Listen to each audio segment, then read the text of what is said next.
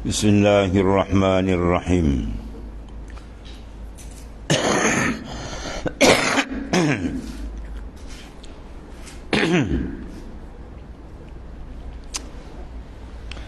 Ada pun sembahyang pada malam Jumaat situ.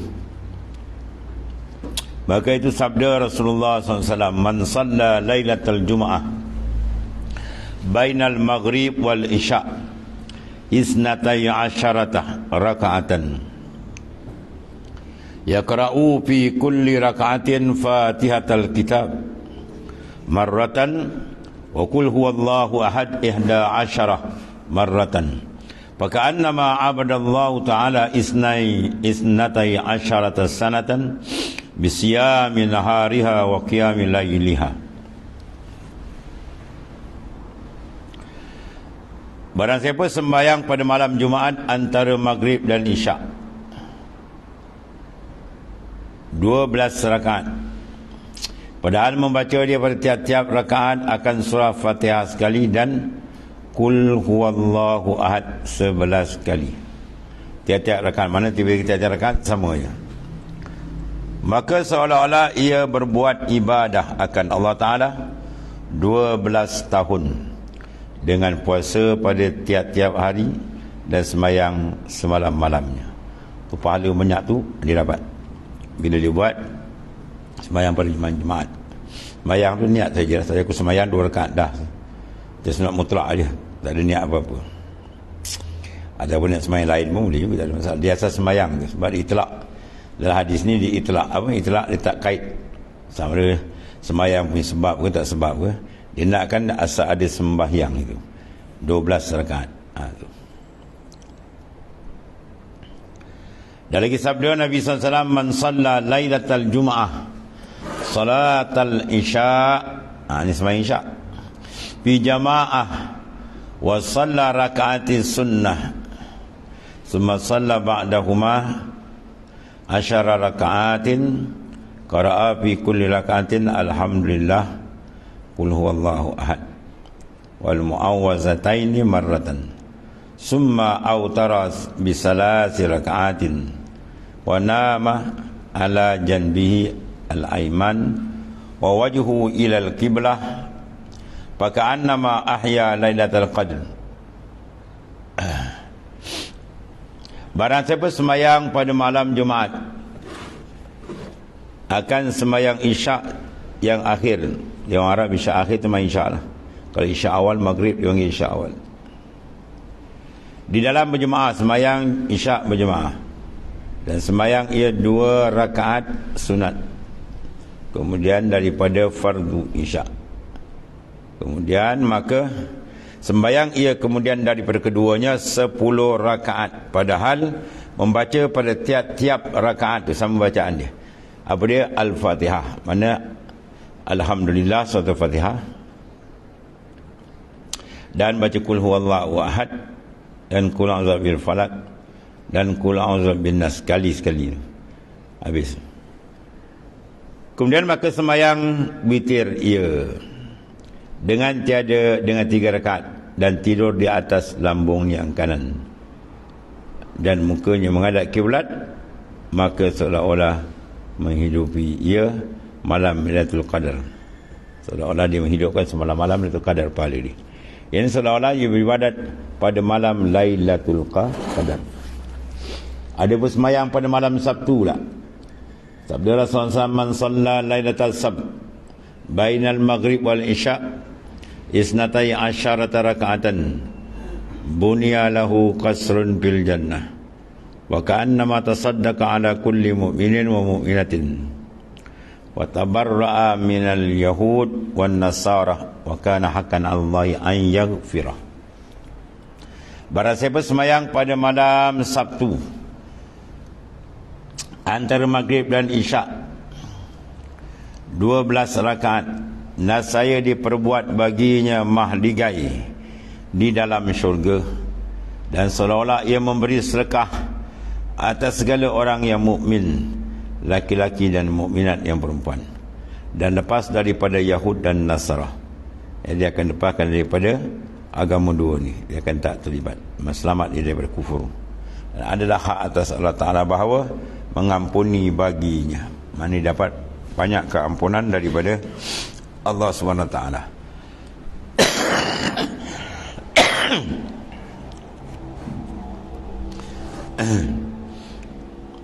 Kemudian cabang yang ketiga, farak yang ketiga, pada menyatakan sembahyang yang berulang dengan sebab berulang tahun. Ya, tadi berulang hari, berulang minggunya, berulang tahun lah.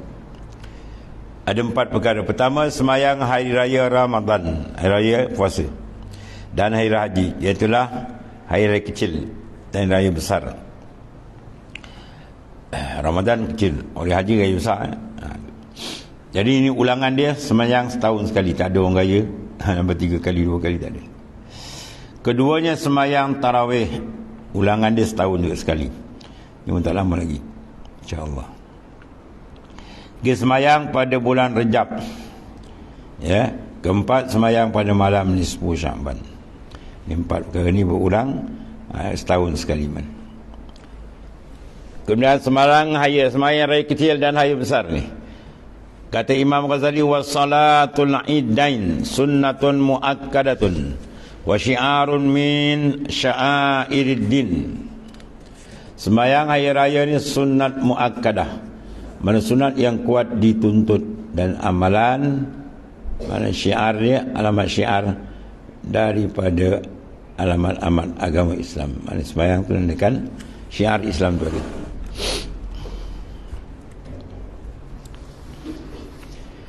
Dan adab yang pertama, dia 7 adab. Apabila masuk matahari pada malam hari raya, yang kecil atau besar, Idul Fitri atau Idul Adha, maka sunat membanyakkan takbir.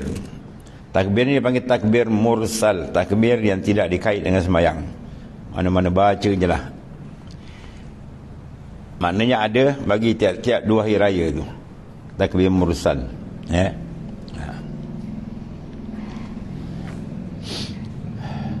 Dan akhirnya hingga masuk imam pada takbiratul ihram, pada sembahyang kedua hari raya. Manakala pergi masjid, takbir, bila imam takbiratul ihram ni sembahyang habis, itu takbir mursal tu habis. Maka masuk takbir muqayyad bagi sembahyang hari raya Aidil Adha. Idul Fitri bila kita ada takbir muqayyad.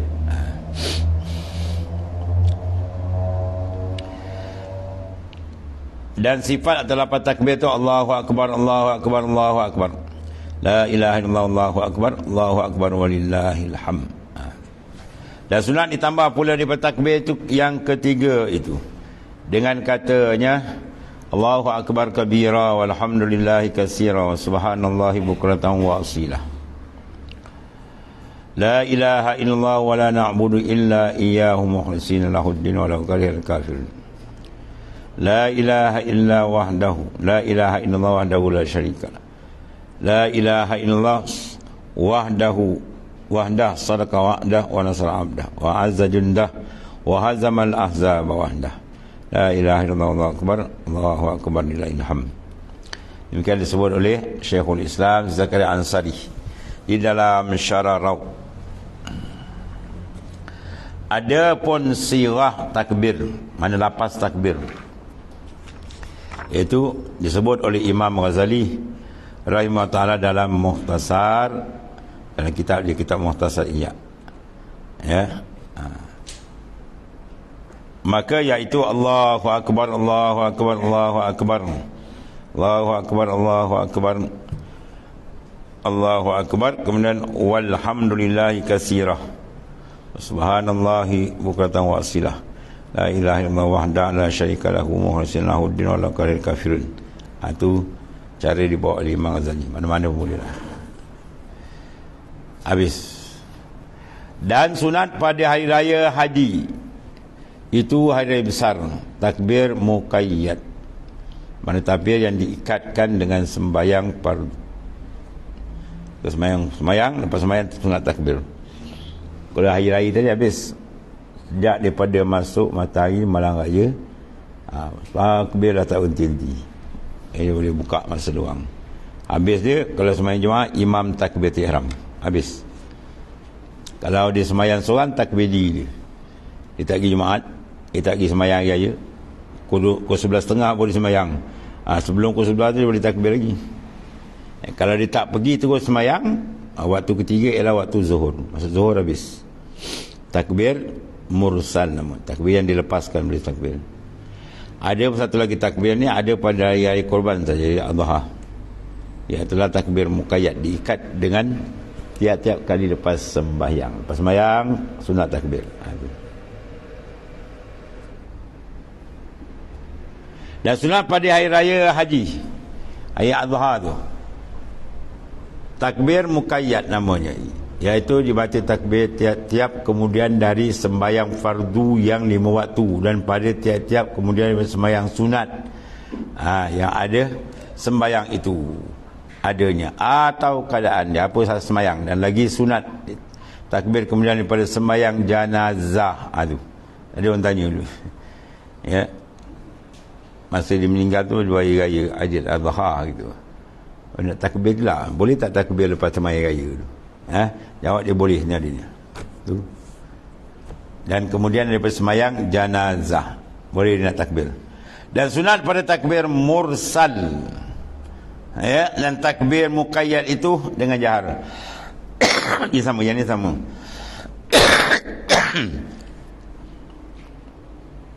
Baca dengan mana kuat, jahar mana kuat lah. Allah karim. Adapun permulaan takbir itu lain daripada orang yang di dalam mengerjakan haji. Maka itu daripada sembahyang subuh pada malam yang ke-9.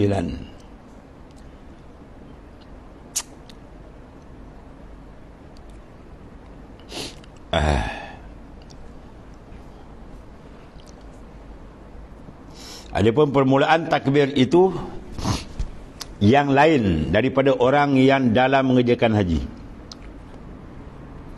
maka iaitu daripada sembahyang subuh pada malam yang ke-9 daripada bulan haji, ya, hingga asar pada hari tasyrik, hingga pada akhir hari tasyrik itu pada asar, ya, hari yang ke-13 daripada bulan haji itu. Tahu bila waktu dia.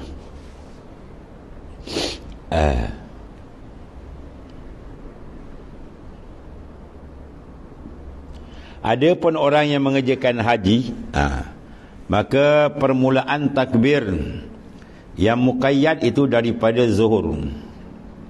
Hari daripada zuhur baru buat, ya, masuk waktu itu dinamakan hari nahar, hari raya, hingga subuh malam yang ke-13 daripada bulan haji. Ini kaul yang muktamad, hingga subuh. Kita hingga asar di subuh je bagi orang yang sedang mengerjakan haji. Ada pun yang kedua, sunat pada ketika hendak keluar dari masjid hari raya, mandi dan berhias, dan memakai bau-bauan, dan memakai baju dan selendang dan serban. Itu elok kita yang nak pergi, adab kedua. Dan sunat disuruh keluar sembahyang kanak-kanak, tetapi jangan diberi memakai sutera. Dan sunat keluar sembahyang perempuan yang tua-tua, tapi jangan berhiasan, pakai biasa je. Yang muda tak, yang tua tu.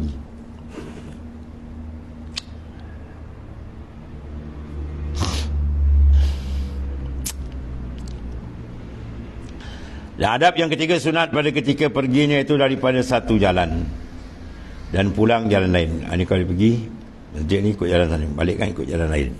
Sunat begitu.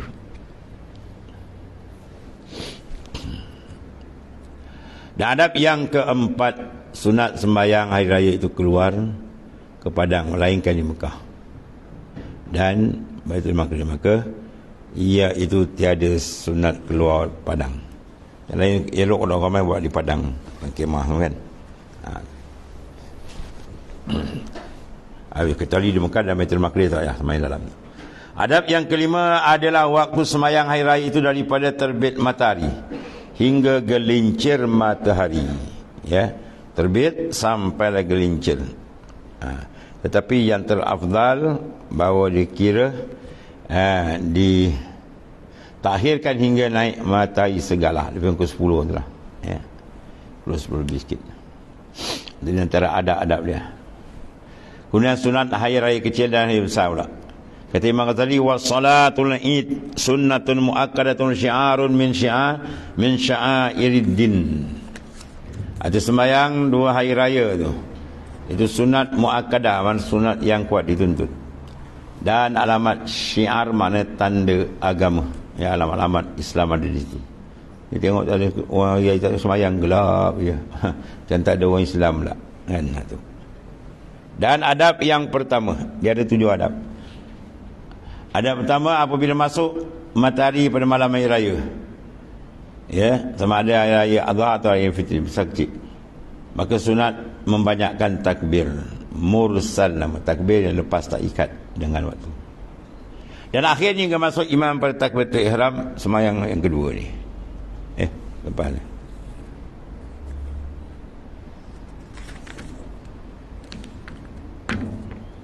Betul.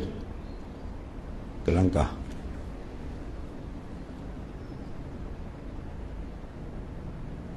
So apa?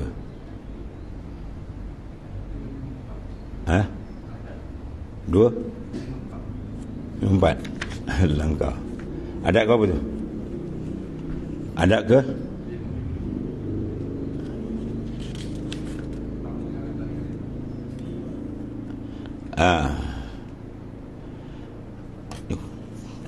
Pusing. Adab kelima adalah sembahyang hari raya daripada terbit matahari hingga gelincir matahari.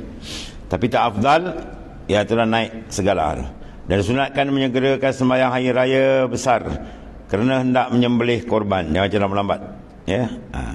Dan sunat dia minta mentakhir tu, mentakhirkan mana melewatkan sembahyang hari raya hari kecil kerana hendak membagi fitrah dahulu daripada sembahyang tu. Itu berbeza dia.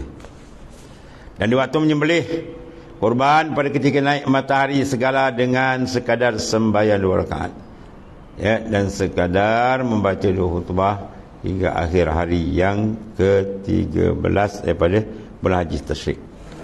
Adab yang ke-6, sunat pada ketika pergi ke tempat sembahyang hari raya mengucap takbir jalan-jalan tu, takbir je lah.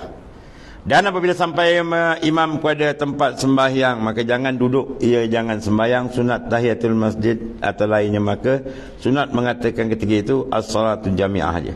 Maka lalu sembahyang imam satu orang yang hadir itu 2 rakaat.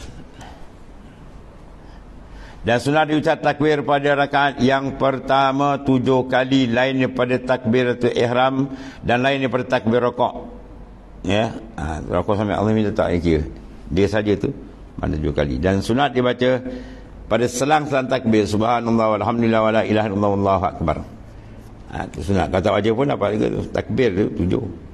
Takbir lain, baca dalam selang lain, tu hukum sunat mustaqillah yang berasingan dia.